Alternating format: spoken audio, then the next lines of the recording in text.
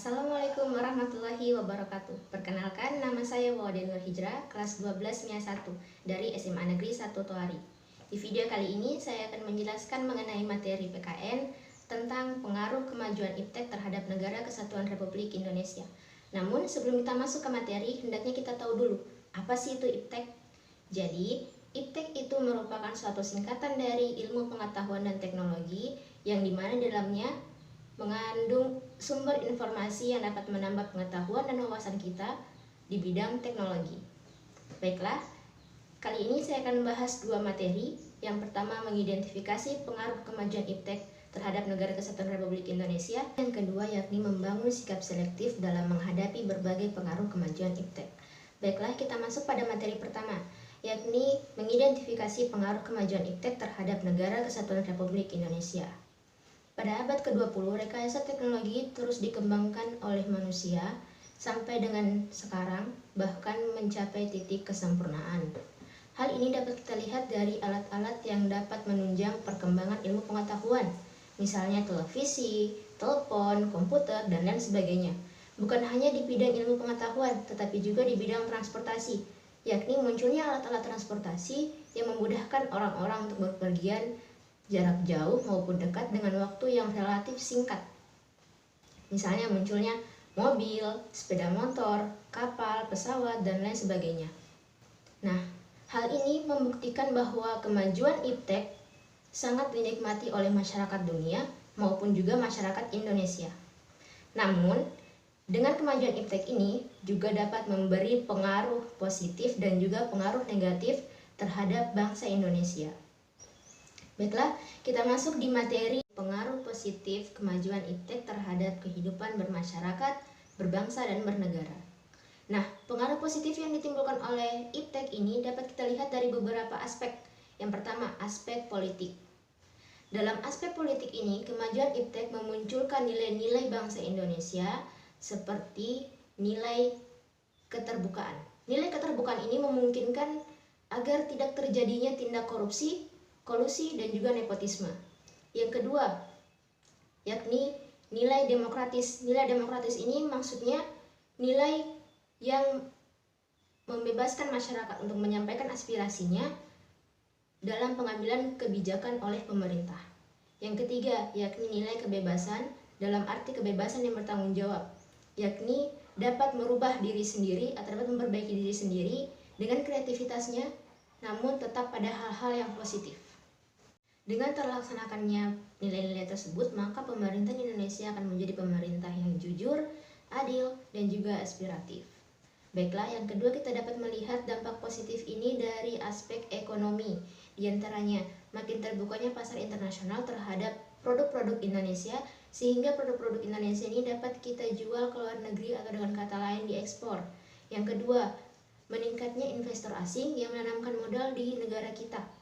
Yang ketiga, meningkatkan kesejahteraan masyarakat. Yang keempat, menambah kesempatan kerja dan juga devisa negara. Selanjutnya, kita dapat melihat dari aspek sosial dan budaya, yakni ditandai dengan munculnya internet sehingga kita dapat lebih mudah memperoleh informasi dari belahan bumi manapun, dan juga secara tidak langsung kita melakukan transformasi ilmu yang bermanfaat bagi kita semua. Yang keempat, kita dapat melihat dari aspek hukum, pertahanan, dan juga keamanan. Di sini memiliki dampak atau pengaruh positif diantaranya meningkatnya supremasi hukum.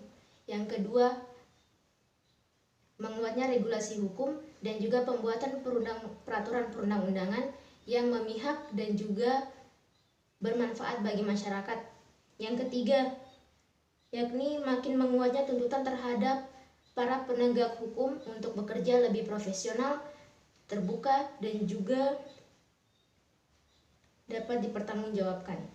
Yang keempat, yakni menguatkan supremasi sipil, di mana mendudukan TNI dan juga Polri sebagai penjaga keamanan, ketertiban, dan kedaulatan negara. Baiklah, kita melangkah ke materi selanjutnya, yakni pengaruh negatif iptek terhadap kehidupan bermasyarakat, berbangsa, dan juga bernegara. Nah, pengaruh negatif ini juga bisa kita lihat dari berbagai aspek. Yang pertama, aspek politik. Nah, dampak negatif yang ditimbulkan dari kemajuan iptek pada aspek politik ini diantaranya masyarakat ini berpikiran bahwa liberalisme ini dapat memajukan kesejahteraan masyarakat, sehingga para masyarakat ini berpikir untuk mengganti ideologinya dari ideologi Pancasila menjadi ideologi liberalisme atau lain sebagainya. Yang kedua, nilai-nilai yang dibawa oleh iptek ini terhadap liberalisme atau lain sebagainya. Yang kedua, nilai-nilai yang dibawa oleh iptek ini terhadap politik Indonesia, misalnya kebebasan, keterbukaan, dan juga demokratis, disalahartikan oleh masyarakat, sehingga masyarakat itu berpikir bahwa pemerintah menjalankan tugasnya tidak secara terbuka, tidak memberikan kebebasan, dan juga tidak demokratis, sehingga dapat menimbulkan tindakan-tindakan anarki oleh masyarakat yang dapat mengancam stabilitas nasional. Lalu selanjutnya yakni munculnya gerakan-gerakan radikalisme dan terorisme yang dapat mengganggu keamanan negara. Mengapa muncul seperti ini? Karena akses informasi yang begitu luas akibat dari kemajuan iptek ini. Akses internet. Banyak masyarakat menggunakan internet ini untuk mendapatkan informasi dan menggunakan informasi itu dengan benar, tetapi tidak sedikit pula yang menggunakan informasi itu secara salah. Misalnya, bahkan di internet itu sudah ada seperti cara membuat bom. Di situ sudah tertera secara jelas, sehingga ada pihak-pihak tertentu yang memanfaatkannya untuk menimbulkan suatu bahaya atau suatu ancaman terhadap negara itu. Yang kedua, kita dapat lihat dari aspek ekonomi. Dampak negatif atau pengaruh negatif yang ditimbulkan oleh kemajuan iptek ini dalam bidang ekonomi, diantaranya Indonesia yang dibanjiri oleh barang-barang dari luar negeri karena bebasnya barang-barang masuk dari luar negeri ke negara kita. Yang kedua, perekonomian secara tidak langsung atau secara lambat laun akan dikuasai oleh investor-investor asing. Kenapa? Karena para investor-investor itu telah menanamkan modalnya di Indonesia, sehingga lambat laun akan mendikte negara Indonesia karena mereka telah menanamkan modalnya tadi. Selanjutnya, akan menimbulkan kesenjangan sosial akibat dari adanya persaingan bebas. Berikutnya kita akan melihat dari aspek sosial dan juga budaya. Dampak negatifnya di sini yakni munculnya gaya hidup konsumtif. Maksudnya itu selalu mengonsumsi barang-barang dari luar negeri, tidak memperdulikan barang-barang dalam negeri, selalu mengonsumsi barang-barang dari luar negeri. Selanjutnya dapat kita lihat dari aspek sosial dan budaya. Dampak negatif dari kemajuan iptek dalam aspek sosial dan budaya ini diantaranya munculnya sifat hedonisme, yakni kenikmatan pribadi dianggap sebagai suatu nilai tertinggi dalam kehidupan. Yang kedua, adanya sikap individualisme, yakni selalu mementingkan diri sendiri, tidak melihat di sekitarnya. Lalu yang ketiga, munculnya gaya hidup konsumtif, selalu mengonsumsi barang-barang yang dari luar negeri tanpa menghiraukan barang-barang produksi dalam negeri. Selanjutnya, munculnya gejala westernisasi, yaitu gaya hidup yang mengikuti yang selalu berorientasi kepada budaya barat tanpa disaring terlebih dahulu. Jadi semua pengaruh budaya barat itu dia gunakan tanpa melihat dampak negatif yang ditimbulkan. Selanjutnya, makin memudarnya sikap gotong royong, solidaritas, kepedulian, dan kesetiakawanan sosial. Selanjutnya, makin lunturnya nilai-nilai agama dalam kehidupan sehari-hari. Baiklah, selanjutnya kita lihat dari aspek hukum, keamanan, dan juga pertahanan. Jadi dampak negatif dari kemajuan iptek ini yakni memunculkan tindakan-tindakan anarki dari masyarakat karena akibat dari kesalahpahaman yang bagi mereka itu menganggap bahwa pemerintah menjalankan tugasnya tidak sesuai dengan yang mereka inginkan. Jadi mereka melakukan tindakan-tindakan anarki yang dapat mengancam stabilitas nasional. Dan juga semakin menurunnya kepedulian masyarakat dalam menjaga keamanan ketertiban bangsa itu. Baiklah, kita melangkah ke materi selanjutnya, yakni mengembangkan sikap selektif dalam menghadapi pengaruh kemajuan iptek. Yang pertama yakni sikap tanggung jawab dalam pengembangan iptek. Bagi bangsa Indonesia di dalam pengembangan dan pemanfaatan iptek ini tidak lepas atau tidak luput dari landasan idealnya yakni Pancasila dan juga landasan konstitusionalnya yakni Undang-Undang Dasar Negara Republik Indonesia tahun 1945.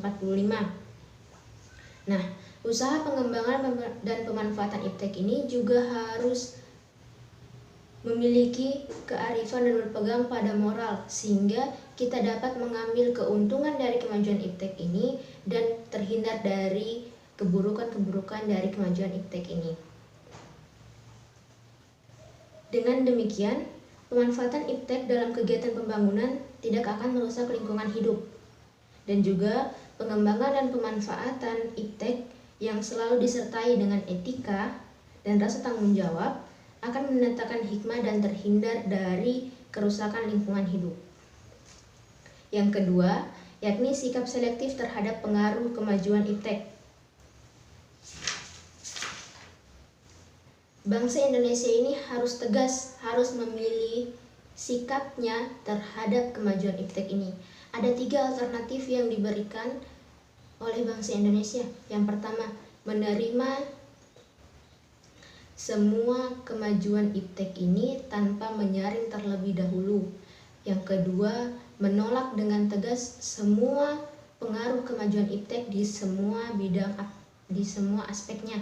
Yang ketiga, yakni bersikap selektif atau memilah-milah atau mengambil sikap positifnya dan membuang seluruh dampak negatifnya. Dari ketiga alternatif tersebut, yang diambil oleh bangsa Indonesia yakni alternatif ketiga, bersikap selektif terhadap kemajuan iptek. Dengan sikap ini, maka kita akan mendapatkan keuntungan-keuntungan dari kemajuan iptek dan juga terhindar dari dampak buruknya. Mengapa? Karena semua kemajuan iptek yang kita terima ini telah melalui proses penyaringan, di mana alat penyaringannya merupakan Pancasila. Nilai-nilai Pancasila ini merupakan nilai budaya bangsa yang diterima semua kalangan masyarakat sehingga dapat dijadikan suatu benteng yang kukuh dalam menghadang pengaruh negatif kemajuan iptek. Itulah tadi yang dapat saya sampaikan. Kurang dan lebihnya mohon dimaafkan. Wassalamualaikum warahmatullahi wabarakatuh.